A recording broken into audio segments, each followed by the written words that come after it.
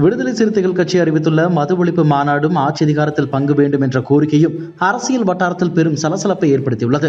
இதையடுத்து திமுக கூட்டணியில் இருந்து விசிக விலகுகிறதா என்ற கேள்வி எழுந்துள்ளது. ஆனால் திமுக கூட்டணியில் தான் விசிக உள்ளதாக திருமாவளவன் விளக்கம் அளித்திருந்தார். இந்த நிலையில் கோவை விமான நிலையத்திற்கு தலைவர் திருமாவளவன் வந்தபோது தொண்டர்கள் அவரை வரவேற்கும் விதமாக வருங்கால முதல்வர் அண்ணன் திருமாவளவன் என கோஷமிட்டனர். இந்த கோஷம் அரசியல் வட்டாரத்தில் மீண்டும் பரபரப்பை ஏற்படுத்தியுள்ளது. பெண் அமைச்சர் அடக்கமாக இருக்க வேண்டும் என மத்திய நிதியமைச்சரை EVKS இளங்கோவன் விமர்சித்ததற்கு ராஜா கண்டனம் தெரிவித்துள்ளார்.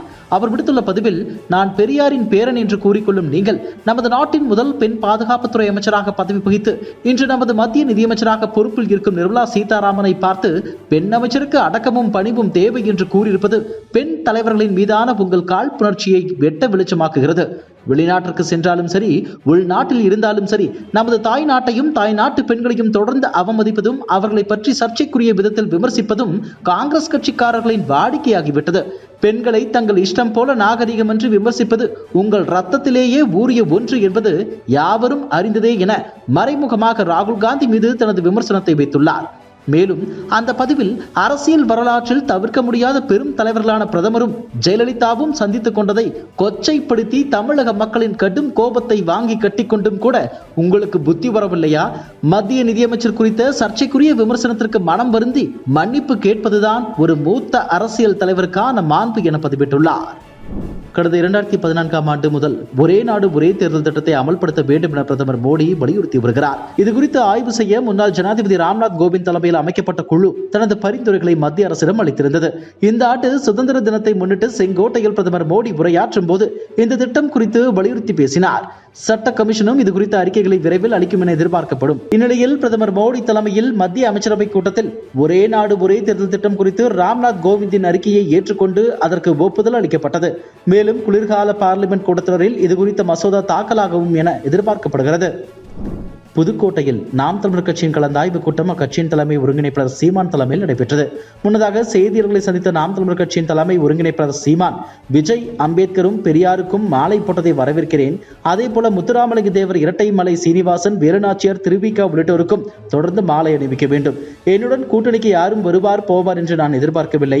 விஜய் வந்த பிறகுதான் அவர் கொள்கை என்ன சொல்கிறார் என்று பார்க்க வேண்டும். நான் தமிழ் தேசிய தத்துவத்தில் உள்ளேன். நிதிஷ்குமாரும் சந்திரபாபு நாயுடுவும் பாஜக ஆதரவை விட்டு விலகினால் திமுக 22 நாடாளுமன்ற உறுப்பினர்களோடு நிச்சயம் பாஜகவுக்கு ஆதரவளிக்கும். உதயநிதி துணை முதலமைச்சராகி என்ன செய்ய போகிறார்? அவருக்கு பசி என்றால் என்ன என்று தெரியுமா? ஒரே உடையை ஒரு வாரம் உடுத்தி பள்ளிக்கு சென்றிருப்பாரா?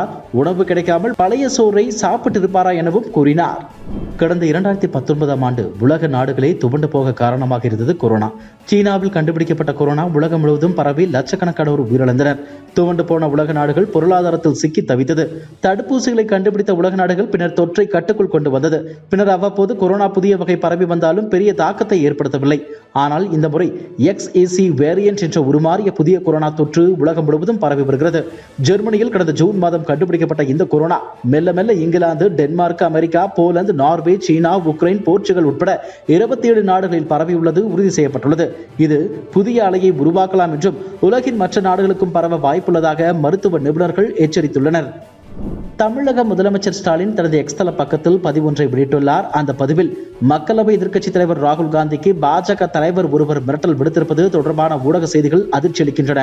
இந்திரா காந்திக்கு நிகழ்ந்ததுதான் ராகுலுக்கும் நடக்கும் என்று பாஜகவினர் கூறியிருப்பது கண்டிக்கத்தக்கது என்றும், உடனே மத்திய பாஜக அரசு ராகுல் காந்திக்கு உரிய பாதுகாப்பை வழங்க வேண்டும் என்றும் அந்த பதிவில் வலியுறுத்தியுள்ளார். போதைப் பொருள் கடத்தல் வழக்கில் ஜாபர் சாதிக் மீது குற்றப்பத்திரிகை தாக்கல் செய்யப்பட்டது. குற்றப்பத்திரிகையில் இயக்குனர் அமீர் உட்பட 12 பேரின் பெயர்கள் இடம்பெற்றுள்ளன. இயக்குனர் அமீரின் பெயர் 12வதாக சேர்க்கப்பட்டுள்ளது.